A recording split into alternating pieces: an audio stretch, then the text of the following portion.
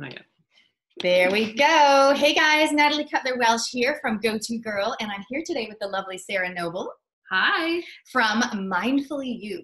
So today we're talking about, well, we'll probably talk about mindfulness, I imagine, but we are doing a conscious conversation. Now, this is part of my Impact Entrepreneur series where I'm literally shining the light on amazing people doing amazing things and who want to specifically, at least definitely for Sarah and myself, have an impact in the area of mental health and happiness in New Zealand. So the topic we chose for today is self-love. So Sarah, I wanted to kick things off before we dive into self-love. Can you give everyone a little bit of backstory about like who you are, how you help people, and how did you get to that point? Yeah, sure. So if we just go back a bit to my 20s, I guess I was kind of that person who was just going through life. Hello, people who are Lucy. Joining. Hey guys on Facebook Live. Just going through the motions. You know, I wasn't really happy. I wasn't being myself. I wasn't putting enough effort into my self-care. I was getting really overwhelmed and stressed because I wasn't doing things that brought me joy. I was just doing things that I thought that I should do, and I stayed in a relationship because I was scared of getting out of it and what that would look like. And I was just at a point where I just wasn't happy and something had to change. And I've always been into health and wellness, and I just decided, you know what, like this is my life. I'm going to do what I want to do. I'm going to put myself first. And so it kind of started from there.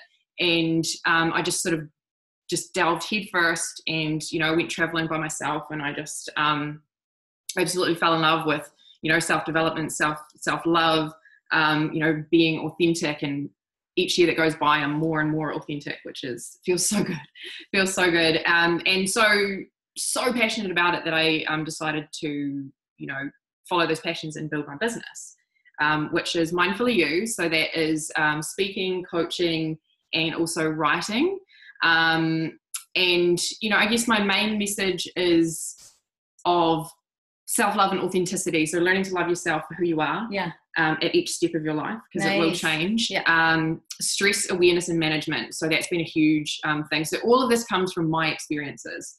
And stress has such an effect on our mind and body and life, relationships. Sure, yes, definitely does. Okay, I'm going to jump in because you've covered quite a few things that I'm like, oh, let's dive into that. Okay. First of all, I love that when you were telling us about your journey, you said the word should. And you guys know that if you listen to anything I say, should is it's a bit of a red flag word. And so one of the things I always say is ditch the words should, just, and need from your vocab, and your life will be better. Like instantaneously, you will be happier. So I love that you recognize you were like, doing what you should have done. Yeah, what society thinks I should be doing. Yeah, and when you said you weren't really being yourself, in my mind I was thinking, oh, she was probably watering herself down. Yes. But what were you doing? Yeah. So I've always been like quite, quite happy with myself to a certain extent, right? So like I was probably being 70% myself. Right. I was sort of, I guess, afraid to be 100% myself to, in case I outshone others, or in case people didn't like that, real 100% authentic me, just holding back. Mm-hmm. And I think a lot of people do that. I love that. So you guys comment below if you guys are watching the Facebook Live or the replay of our video. If you're game, comment below with where do you think you are with your authenticity? Do you feel like you're being 70% you? I love the terminology. 50% you, 100% you, whatever. Yeah. Comment below. It'll be interesting to see where people think they're at. Sometimes people might not have even thought of that before. Yeah, they might not even realize. Because, we do just kind of go through the motions, and we have this niggling like, something's not quite right. I'm not quite happy with my life, with myself, with my relationships, with my environments. Like, what is it? And it's often that we're not being ourselves. We're not loving ourselves as we are. It's quite an eye-opener, really, when you think about it. If you really dig deep and think about it. Yay. Yeah. Yes. Comment below. We've got a few more viewers. Okay, let's talk about self-love. Hi, Lisa.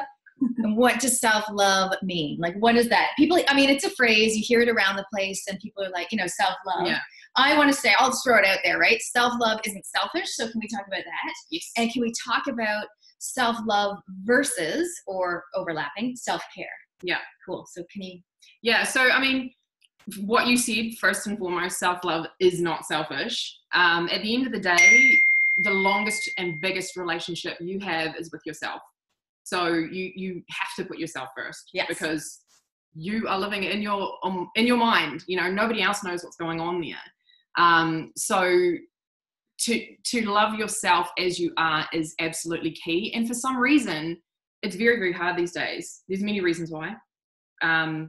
Social media. Yeah. You know, the comparisonitis. Yeah. Comparisonitis. That's totally a word. The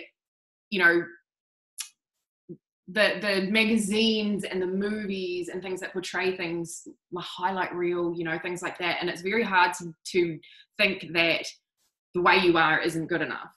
And so for me, at the end of the day, I think self-love is loving yourself as you are right this minute. So this personality, this body, this mind, these environments that you're in, these relationships that you're in right here, right now, you know, love yourself as you are, because that is what is. That is the present moment. You don't get another body. You don't get, you know, another brain. Like, that's just this is how you are. So your journey will evolve, and then that self-love will evolve with it. Like, you know, you kind of grow with it and you love yourself at each part. You might be, you know, you might lose some weight at some stage, you might gain some weight at some stage, but loving yourself at each of those stages, because that is just that, it's simple as that is who you are. So why not love yourself? Instead of falling into the when and then. Is that what? Yeah. When I do when I do this, when I look like this, or when I achieve this. Yeah. When I achieve that, like, that's never going to make you happy, because you're constantly going for the next thing. You're constantly striving for the next thing.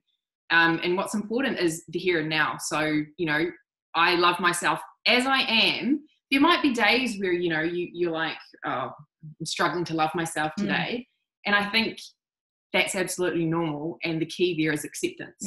Accept what is. And so that's when you practice the self-care, right? Okay. Which is nourishing yourself with nice foods, getting out in nature, calling a friend, having a drink of water. You know, having a drink of water, whatever that looks like to you. So touching on what you said, the difference between self-love and self-care. So I guess self-love is like, you know, this is who you are, you know, and often people that find it hard to love themselves find it hard for other people. Like, they struggle with other people loving them. And that's often because they're not being themselves. They're not being their authentic self. They're not loving themselves. So, you know, that's obviously going to be confusing for other people, because they're not really sure who you are, you know? So getting to know yourself, getting to learn who you really are, and liking and then loving who you are, because it might not be click your fingers and then it's done. Yeah. It might be a slow process, you know, depending on where you're at in your journey. But at the end of the day, we all want to be liked for being us, right? That's it. Like, we might do this comparison. We might look at that person and be like, I want their life. But you don't. Deep down, you don't.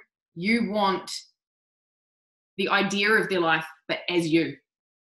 I think loving yourself is freedom, right? Like, being who you actually are. That's what I mean. I always say, like, be who you are. And I probably did what you did, you know, at some point watered myself down, because I'm pretty full on and in your face, but I quite like that. That's your authenticity. Yeah. But I think we all go through phases where we try to, you know, just either be a bigger version of who we are. Like, so I've got some people who, you know, because I'm in the speaking world, I work with speakers, and some people think I have to be loud and proud to be a successful speaker. No, you know, or to be a leader or a mentor. No, you don't. You can be who you are. If you're more quiet and calm and you take deep pauses between what you're saying, people will lean in and listen. It's like, you don't have to be me. You don't have to be you. So, I think that it's quite freeing for people when they are like Jess Stewart. She's awesome. She was at our Wow the Crowd workshop yesterday, and she has her story about how she, you know, she was trying to be this thing, and that, you know, and then when she realized who she was, and it was so freeing. Yeah. And it's like, we can all just do that. Yeah. It sounds so simple, but it's hard to do. It is hard to do, because, you know, we turn on the TV, the phones, we read magazines, and we're like, oh no, I want that, because they seem like they have it all together. They seem like they have everything. You know, they have this, they have the relationships, they have the looks, they have this and that. But, you know, that's just going to send you down a sort of negative spiral, right? So for a start, that's a good thing to kind of, if you're really struggling, I think that's a good place to start, is to just shut out all the noise, okay? Stop reading the magazines that bring you down, that make you jealous, that make you feel less than, that bring up comparison. Stop reading the magazines, stop reading the newspaper, stop looking at Instagram and Facebook. You know, I only follow accounts, which I recommend for everyone, that bring me positivity. So inspiration, motivation, you know, make me feel good. Yes. Make me feel good. Make me, you know, feel happy and positive and optimistic and lift me up. Yeah. So, you know, surrounding yourself with those kinds of positive people, positive environments, and be mindful of what you're consuming. Totally. In your mind. Yes. You know, because it's not just about how you look. It all comes down to how you feel. Yeah. You know? Yeah. Because when I always say to people, whether it's business or life or anything that we're talking about, I go, how do you want to feel? Yeah. And then they tell me how they want to feel. Because usually if we stop and think about it, we know how we want to feel, like empowered, you know, fulfilled, positive, whatever. And then it's like, okay, yeah, is what you're consuming actually making you feel? Like, is it moving towards those words or is it moving away? Yes. And it's like, yeah, so I always talk about what are you feeding yourself? And I don't just mean food, but, you know, you mentioned food and water. What are you feeding yourself in your mind? Yeah. And the other thing that I'd love your thoughts on, because I'm really into, you know, fixed mindset versus growth mindset, which I don't know if people have heard about that. My kids are actually learning about it in school, which I think is so forward thinking and awesome. Is some people just have, you know, a fixed mindset where they're more like, and other people have a more of a growth mindset. So I don't know if I gave you this example, but it's in the book Mindset that I was reading. So amazing. And they talked about, the example they gave was, you know, if you did poorly on a test and then you drove home and you had a flat tire and then you rung up your friend to have a bit of moan about it, the fixed mindset person would be like, oh, well, obviously I'm dumb. Yeah. And then they'd be like, oh, Murphy's Law, I get a flat tire. And then they ring their friend and the friend, it doesn't really listen. And they're like, what a jerk. Whereas the growth mindset person responds totally differently. The growth mindset person responds with, oh, well, obviously I need to study harder next time. Thank goodness I wasn't in an accident. And I hope my friend's okay. Yeah. I think it's perspective, yeah. You know? And I thank you for bringing that up, because that's actually something that I really struggled with. And I think sharing, you know, my stories also helps other people because they'd feel less alone, right? Because we all want to kind of, as humans, we're all connected. Yeah. It's all about connection. We want to feel, you know, connected. We want to feel part of something. And so for me, like I used to, I was just stuck in negative mindset land. Seriously, I would always think of what could go wrong. I would always think about the worst case scenario, and that just made me feel like shit. I don't know if I can swear, but do it. You know, I felt so negative. I felt down. I felt hard done by, you know, victim mindset. Yes. And it wasn't a nice place to be. And I got sick of my own shit.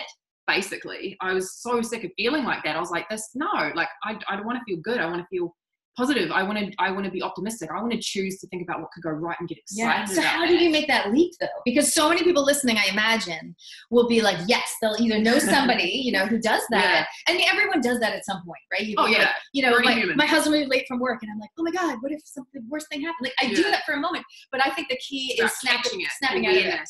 How do you make that leap though, from being negative victim mode to the optimistic you? How did you do that? Well, first and foremost, I think it's really important to say that in these days, right, it's instant gratification. We live in an instant world. Yeah. You know, where people can Google shit and they, you know, she loves swearing. She's all I over. do. I actually, Hi, sorry guys. Hey, Kim. Hey, Anita. And I think people just expect things to happen just like that. And they'll look at someone who is, you know, they're here on their journey, and they'll look at someone who's there and they'll be like, why can't I be there? Yeah. You know, and they forget about the journey that person made to get there. So straight up, these things, you know, changing your mindset, it's not an easy thing to do. Mm-hmm. It takes time. Mm-hmm. It takes patience. It takes perseverance. Mm-hmm. It takes support. It takes love. So, you know, it took me years. It did. It took me years to change my mindset. But the thing is, you got to believe it. Mm-hmm. You know, you got to believe that you can do it, and you've got to want it. If you don't want it bad enough, then, you know, you won't put in the effort. Yeah. And I think also, though, you acknowledge, like, you noticed it. And I'm the same. You guys may or may not have seen the book that I wrote many years ago. And when I look back at this book, I go, oh, my God, I was totally in what I call motherhood martyrdom mode the whole freaking time, because that I was writing this book in the first 5 years, because I was like, you know, look at the clock, like, you know, da da da, or woe is me. I never get any me time. I can't even go to the toilet by myself, blah, blah, blah. And I think a lot of moms do that. And I totally see why. I mean, I did the same thing, but it does take a while to get out of, and you're in that mode now. You got a 4-month-old. Yes. But the great thing is you've already had this aha moment before baby. So now, do you find yourself lapsing into that motherhood martyrdom thing? Yeah, like definitely. It still happens. I still have negative thoughts, you know, but what's changed is the awareness of them. Yeah. So as soon as I think it, I catch it and I'm like, all right, how, you know, or if it's a situation, right, you choose how you want to react. So it's about getting out of that like instant reaction and, you know, taking a moment to think and be like, right, how do I want to feel about this situation? Do I want to feel good or do I want to feel shitty? Yeah. You know, do I want to go down that rabbit hole and feel hard done by? You know, when I have that thought, do I want to go down that rabbit hole and keep thinking all these other negative thoughts? Or do I want to choose, actually, it's just a thought. I don't have to believe every thought that comes up. It's just a thought. You know, I choose to think, I choose not to believe it. Hello, thought, nice to see you, goodbye. This is what I choose to believe. This is what I choose to think. This is what, you know, outlook, what reaction, you know, whatever it may be for your situation. So I just kind of did that. It starts with awareness. Absolutely starts with awareness. Yeah. And then you do it more and more and more to the point where it becomes, you know, your new mindset. It's a new habit. And that's just what you do. So it's not as though I like to be very open and honest about things, because I think a lot of people brush over, you know, the hard work sometimes that you have to do for these things. Like, it's not all easy. It is hard. It's not like, And I'm still coming to terms with the whole motherhood thing because, you know, 4.5 months in, like, it's still, you know, I'm still kind of adjusting to it. Yeah. You know, and so it's about being patient with yourself as well. There's Susie. Such great advice. Yeah, it is. It is a journey. And I think the thing is, like you said, catching it in the moment.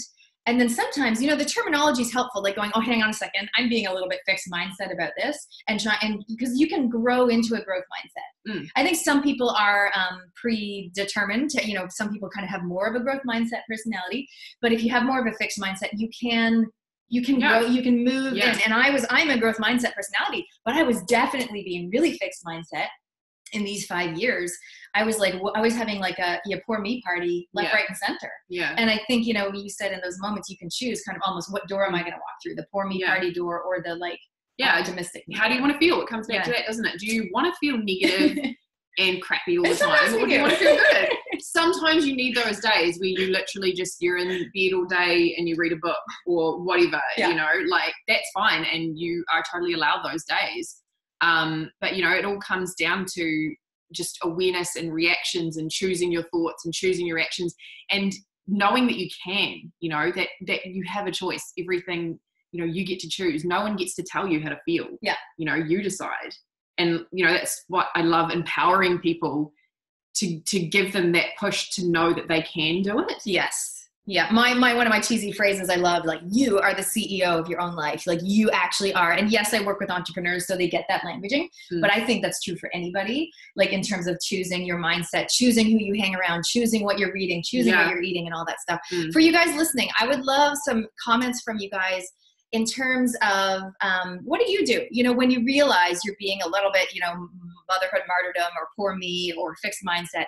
What do you do to change the path or to tweak your mindset in those moments like we discussed?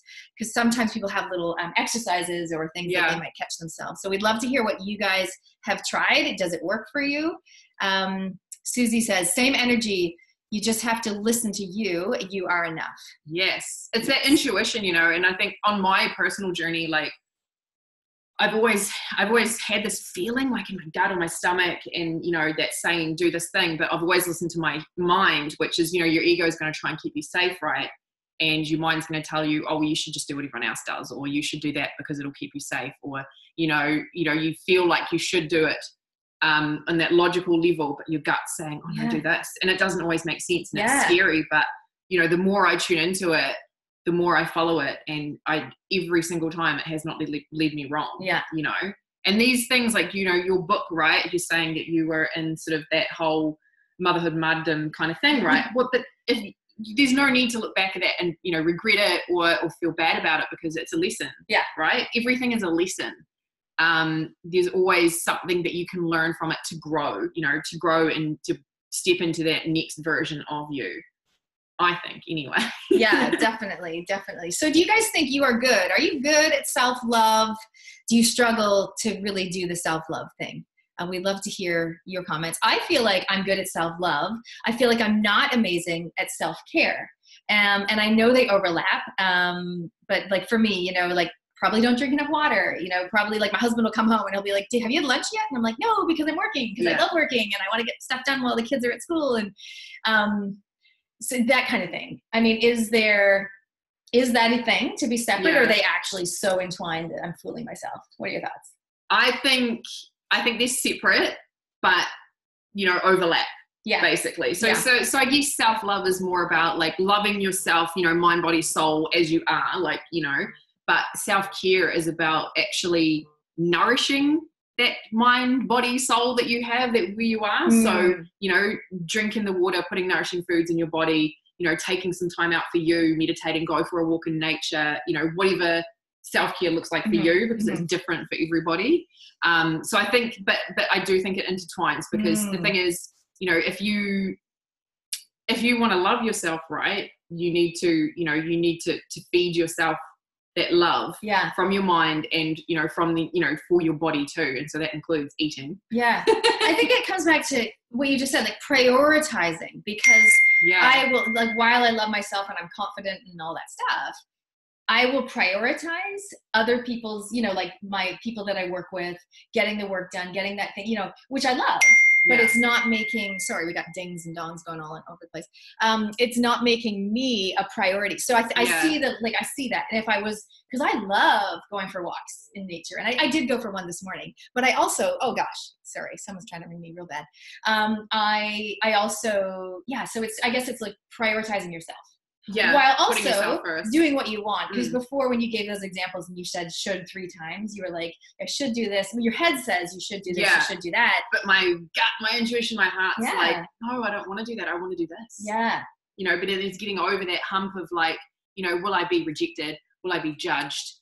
Will I fail? And I think that's why so many people don't do things that they really want to do, or they don't, have that opinion, because that's their authentic opinion, but they're scared that, someone's going to judge them or, shut down their opinion or whatever. So they keep themselves small. Yeah.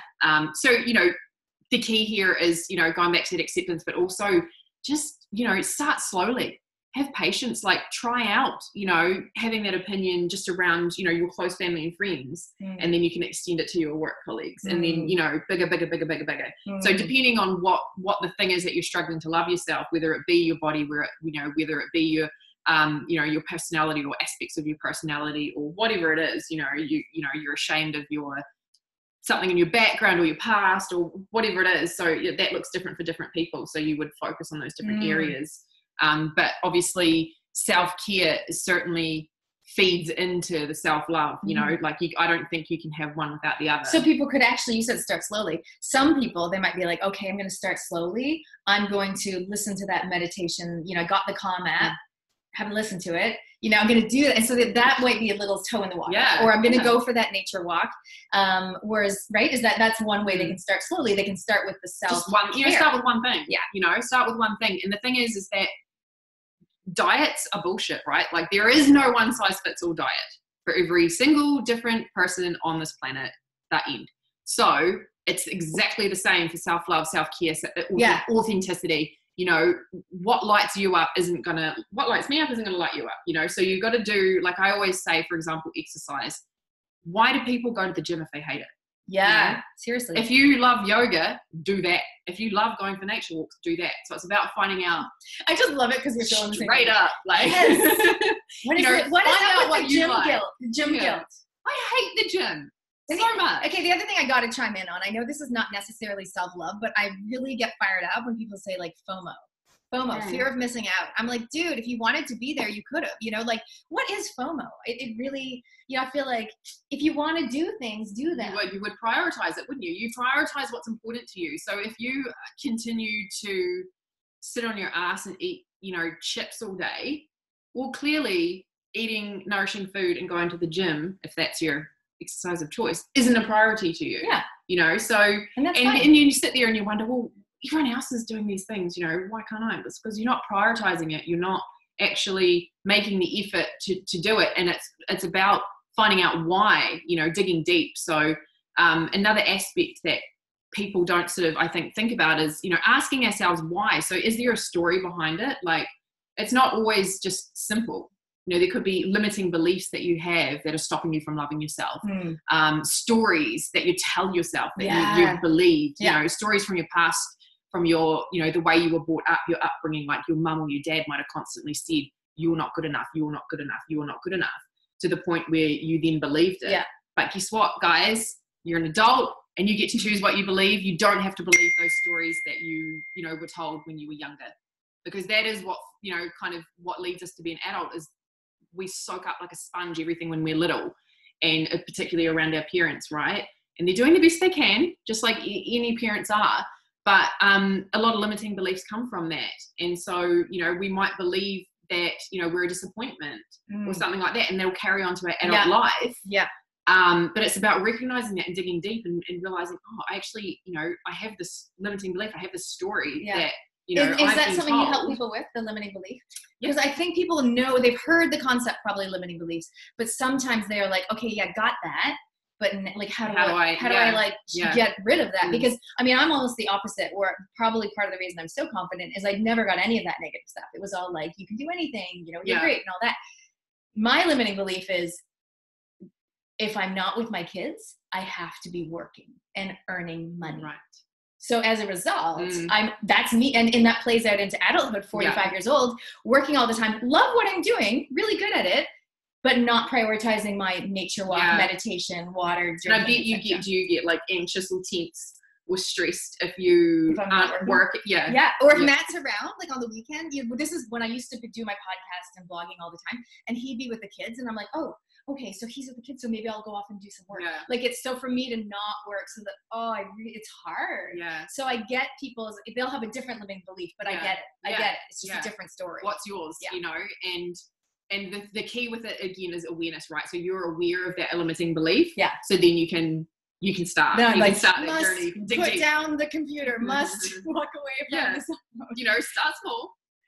But a lot of people don't even realize, you know, that they actually have a story. Yeah. That they actually have a limiting belief. Yes. So the first step is to actually, you know, ask yourself some questions like, well, why do I feel like that? You know, and then you kind of go down that rabbit hole and figure it out. And then you can obviously get to a point where you can kind of heal that and you know, start a new story that feels more aligned for you. We have this phrase that we say in doTERRA, we say, divorce your story and marry a new one. And I think that's really funny. So, hey, you guys listening, if you guys will have probably heard of limiting beliefs. If you're game, you're welcome to comment with one of your limiting beliefs. We all have them, and we don't just have one, right? We got like a couple. Yeah. What would one of yours be? I guess that, I don't know, like I have this story, right, this limiting belief that I'm not good at certain things. Mm-hmm. So I'm not good at like technology, you know, I'm not good at like, and that's interesting because I'm running my own online business. And so I think that's held me back, right, from like doing things that I want to do, because I tell myself that I don't know how to do them. Mm-hmm. So that's something that I'm working on, because you know what, like nobody's perfect, you know, and we all have these stories and things that we're slowly working on. So that's definitely one of mine. You know, I don't know where it's come from. I'm still trying to figure that out. But you know, I've got that awareness at least, and I know and I recognize it. And I, you know, if it comes up, then I can be like, well, I'm just going to try anyway. You know, I think sometimes is it tweaking? I think I call it like tweaking the story. So instead of going like, I'm not good at technology, you might be like, technology is not my technology, I'm not a natural with technology, but I'm ready to get better. Or like you basically take the statement, right? Yeah. And you rewrite it. And that's what I meant by divorce your story. Yeah. So any you know, negative thought that might come up, right? So you catch that negative thought and then you flip it. And, you know, so it could be like, I'm going to be judged and people are going to think that I'm a dick, you know, by doing this Facebook Live with Natalie, you know. So could be as simple as that, and then I can just reframe that and be like, you know what, this is going to be fun. It's going to be like a really fun conversation. People are going to interact and they're going to resonate with it, and it's going to reach some people and give them value. And, you know, just reframe it, like, I'm going to be fine, I'm not going to be nervous, like, just turn it around. And I think where people get caught up is they believe, so if you keep thinking about it's going to go wrong, it's going to go wrong, it's going to go wrong, it's going to go wrong, then it probably will go wrong, because you've literally created that scenario. You've believed that it's going to go wrong. So it probably will in some way. So instead, catch that, choose, okay, it's going to go right, it's going to be amazing, it's going to be exciting, you know, and believe that, and you'll feel good, and it will happen. And people can apply that everywhere. Like if they're going to an event and they're like, oh my God, it's going to be so embarrassing, I'm going to wear the wrong thing, or I'm going to say the wrong. And I always say, like, what you focus on festers, what you magnify manifests, right? And what we believe we achieve. And that's like what you were just saying, like we create our own destiny. So to a certain extent, and we're not making it sound super easy, but it kind of is to a certain extent, is that if you just focus on all the bad things that could happen, it's like paddling down a river. I don't know if you guys, I used to be an outward bound person, outdoorsy, and we used to do a lot of kayaking. If you stare at that tree, like you're going to go into the tree, you know, it's like you have to look where you want to go. And so it's like focus on the good stuff instead of like all the possible things that could go wrong. I think, you know, a lot of, and I've done this, you know, myself, I think we get comfortable in this place of, you know, so I used to live in, like I said, negative victim land, like, oh, you know, poor me, wah, wah, wah. You know, and I think sometimes people are comfortable with their story. So whatever your story might be, whatever your limiting belief might be, wherever you feel stuck, you know, I think people get stuck there, and they don't know how to get out of it. They don't know how to make that first step, because sometimes that's their story. It's, hi, my name's Sarah and I'm negative. You know, that's your story, right? Like, and you don't know kind of how not to be negative. But I guess it's just, everyone's different. You know, I got to a point where like I said, I was just sick of my own shit. And, you know, so what that might look different to you. But we all get to a point where we just, you know, we're like, right, I'm going to put in the work. I'm going to, you know, I'm going to do it. So it's not for everyone. And that's being honest as well, is that some people might not be ready to move out of that story, move out of that limiting belief, move out of that negativity.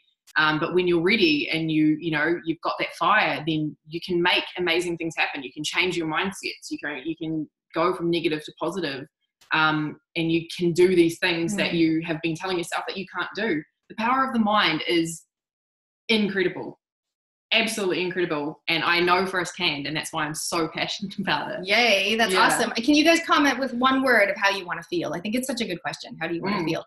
So my superpower is not helping people with their limiting beliefs or people that are stuck in the story. My superpower is shining the light on people that are ready to shine. So I think you help people, it sounds like, if they're stuck in if they're listening to this and they're like, I'm stuck in my story, I really want to be more positive, optimistic, outgoing, be myself, be my authentic self. Can you let everyone know, like, what does that look like? How do you actually help people with that? Because that's what I'm like. I want to help impact entrepreneurs who make a change. I don't want to make all the changes myself. I just want to help other people. I want to help the people who help the people, basically. So how do you help the people? Okay, so there's a few different ways that I can help people. So number one, coaching. So I do one-on-one private coaching, where I can obviously help you. So say if it is, you know, you want to love yourself more, or, you know, you want to be your authentic self 24/7 everywhere you go, you know, then that's something I help with. And we do that in a private environment. And obviously it's absolutely different. Every person's different. Every person's story is different. Every person's situation is different. So it's tailored to you, and it's not, you know, I can't just sit here and be like, oh, we're just going to do this, this, and this, because I would tailor it specifically for that person. So coaching, I also am a speaker. So like I can go into businesses if it's like a, you know, corporate setting. So I can talk about, for example, stress awareness and reduction, or even, I don't know, like how to be authentic in the workplace, you know, how to, so things like, you know, so schools, wellness events, things like that. So speaking, and then the private coaching as well. I do write articles too, and obviously give value on my social media pages, which anyone can just, you know, kind of where are you soak up. Where can they find you? Where can they find you? Instagram? So Instagram is @mindfullyou_. Facebook, Mindfully You with Sarah. You can search me on there, and that's sort of where I'm at the moment.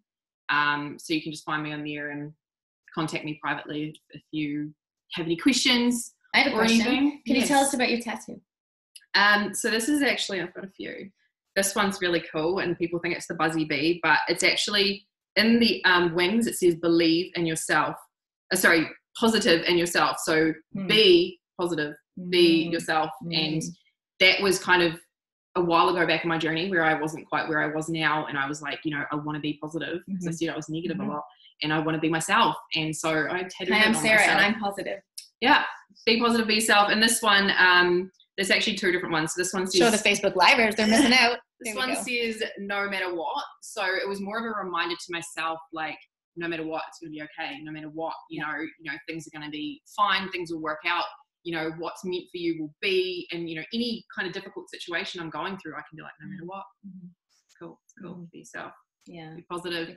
And this one is sort of more of representing like freedom, and I get to choose my life. I get to create my life.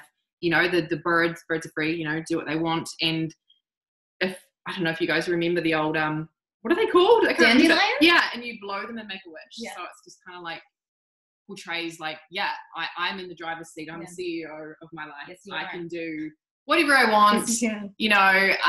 Doesn't matter what society tells me, doesn't matter what my peers are telling me, it's all about me. I can do what I want. I can, and you can. Yes, you can. Yeah. That's awesome. I love it. Hey, you guys, so this is part of my Impact Entrepreneur series. So I would love to know, what is one charity or organization that you contribute to, or that you want to shine the light on or do a shout out for? I'm going to do 2 if that's all right. Yeah. Just because 2 jumped to mind. So I'm a really big mental health advocate. So ideally, what I want to do is reduce the suicide rate in New Zealand and improve New Zealanders' mental health, just overall mental health, because I think it's great that as a society we, focus on, like, say, the main, like depression, like the main sort of mainstream big kind of diagnosed things. But I do think that we don't speak enough about everyday mental health, because we all go through shit. We all, go through loss or grief or, hard traumatic events. We all go through that, but we don't talk about, how to go through that as just, in that everyday life. And I think we need to normalize that conversation more and not be afraid of the words mental health. It doesn't mean you're mental, it's everybody has mental health issues at some stage. Everybody has a down day. And so I really like to focus on places like the Mental Health Foundation of New Zealand to bring awareness. And another one, which is a little bit close to my heart because my friend is an ambassador for it, is called I Am Hope. Yes. And they just did the Gumboot Friday to raise money for, I think it was for, to offer like kids like free counselling. And that is so cool. Seriously, we need to normalize this conversation. Yeah. And that is a huge, huge passion of mine, and kind of fits in with all the things that I focus on in my coaching and in my speaking events. I think we are. Do you think so? Normalizing that conversation more. Yeah. I know that Amy McCauley, who's on the call here, she works in that area too. And I feel like it is becoming more normal and accepted to have those conversations, which is awesome. So I think that's a move in the right direction. Yeah. And I'm a big advocate for helping people to be happier, while also acknowledging you don't have to be happy all the time. Yeah. You know what I mean? Like I want to move New Zealand as a nation towards more happiness and less depression and suicide, but also acknowledging that we don't have to be happy all the time. There is no perfection. Right. And that's another thing that I do, that I'm really passionate about and talk about and coach, is understanding your thoughts, feelings, and emotions. So learning to work with them, learning to understand yourself and how you tick, how your mind works, as opposed to, masking all your emotions and feelings with drugs, alcohol, gambling, whatever your addiction is, or ignoring them. Because at the end of the day, it's not healthy, and it's not going to solve any of the issues that you might have going on. Like if you constantly ignore your feelings, but you really need to deal with them to be able to move past them, or move on in your life, or grow as a person. Hugely passionate about that. And that's another thing that I think is really, really important, to just learn how to actually, deal with and work with those things that pop up. Because a lot of people use those numbing practices or whatever in order to be more resilient. We want to help them be resilient without those things. Yeah. Awesome. You guys, so many topics covered today. I hope you enjoyed it. Comment below, let us know where you're at.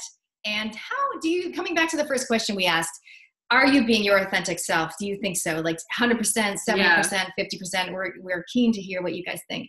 I think I'm probably 90 percent, or 95 most of the time, but definitely sometimes I'll be like, oh, am I being too full your on? shine, but Or my thing is like, and you got to ask yourself why. Yeah. And trying to keep people happy and that kind of thing. And, sometimes. And I think we sometimes do it in different environments, right? Like, so some environments I might be 100% myself, but some I might, like you say, like I might dull it down a bit. Yeah. If it's people I don't know or, a situation that I don't feel 100% comfortable in, and so that's quite interesting to kind of be aware of that as well. And I just, if I can just say like a couple of things just before we go. I was going to say to you before we wrap up, any last comments? So I just, I know we've talked about this, and I know, we might have made it seem like it's like just so easy. But again, I just want to say that, it's there's a lot of things that go into self-love. There's a lot of things that go into, self-care and self-acceptance. And so I want to, kind of leave you with, I guess, some ideas and tools and tips that, you can perhaps use to get started with. So, first of all, just accept the situation as it is, accept, hey, I might not be 100% loving myself right now, but that's cool. I accept that and I'm going to work on it, so accepting where you are at the moment. And I think people underestimate their environments that they're in. So they look at your, your work environment, your social environment, your school environment, your home environment, all the environments that you put yourself in. Are they environments that will help you grow? Are they positive environments, uplifting environments? Or are they negative? Are they dragging you down? Are they making you feel terrible? Like your relationships, how do they make you feel? Do they make you feel good? Do you have people that support you? Look at those, because it's all encompassing, and it all affects how we feel about ourselves and our happiness and our, our ability to be authentic. And your social media and comparison, like check into that. Just delete all the people that make you feel like shit. Seriously, you choose who you follow. Just get rid of them all and only follow people that lift you up, make you feel good, make you feel positive. Gratitude is huge. Just taking the time at the end of each day to be, say what you're grateful for, a couple of things that day. There is always something, no matter your situation. It could be as simple as I have a roof over my head. I've got a heater. I went for a walk in nature, to bigger things. Like start small, and just that gratitude is so good. Changing that environment, getting out for a walk and just clearing your head, having that time without your social media, without your devices, because we're connected 24/7 and it can get so overwhelming. You just need you need a break. And also digging deep and just finding out what those stories are, asking yourself those questions. Why aren't I being myself in this situation? Why do I not feel like I love myself right now? And go down that rabbit hole, see where it leads you. And you might be like, oh, I get it. Okay, that's why. And then you can start working on it. And lastly, don't be afraid to reach out for help, because that's one part, I think, of society with the whole mental health thing is people are scared. Oh, I don't want to go to a counselor. I don't want to go to a psychologist. I don't want to get a coach, because then people must think there's something wrong with me. But no, it's about, sometimes we don't know how to get from A to B, and we need someone to give us some support and to help us a little bit to be able to do, because it will be you that does that journey. But sometimes you just need a little bit of help and support. So never, ever, ever be afraid to reach out and ask. I think that's a good point, because a lot of people will be just moaning to their friends or asking their friends for advice. Yeah. It's different. Yeah. Right? Than having a coach who's actually knows what they're doing. Yeah. And this is a person who's like, they don't necessarily, they probably don't know you personally, right? So, they're going in and they're holding this space for you with no judgments. There's no emotional attachment, because they haven't known you since you were 5, and they're not going to try and say things just to, because they think that's what you want to hear. Yeah. So it can be challenging, but sometimes we need that kick up the bum, because we might know what we need to do, but we can't be bothered doing it, or, we don't have that accountability or that support to actually do it. So, yeah. Yay. That was a lot to leave you with. Woo! No, that was good. What we'll do is, you guys, I'll add a couple of those notes into the comments above.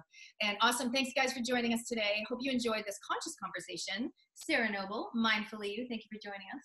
You're very welcome. Thank you for having me. Yay. All right. We'll talk to you guys later. And thanks for joining us. Comment below. Bye. Bye.